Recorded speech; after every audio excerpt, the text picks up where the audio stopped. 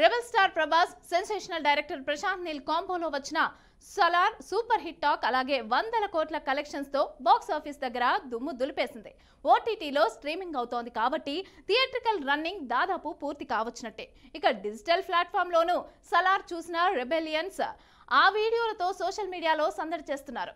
సినిమాలో ఉన్న ప్రభాస్ డైలాగ్స్ అన్నింటినీ కలిపి కాస్త క్రియేటివిటీ వాడి చేసిన ఓ వీడియో తెగ వైరల్ అవుతోంది. ఇంతకీ ఆ వీడియో విశేషాలేంటి చూసేయండి మరి.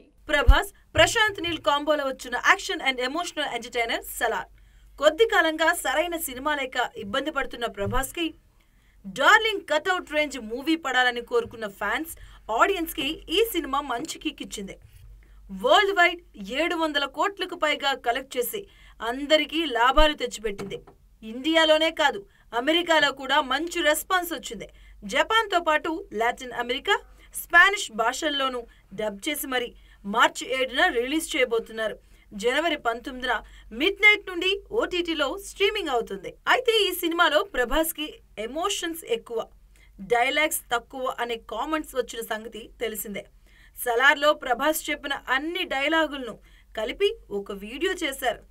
సినిమా మొత్తం మీద డార్లింగ్ డైలాగ్స్ డ్యూరేషన్ దగ్గర 4 నిమిషాలే.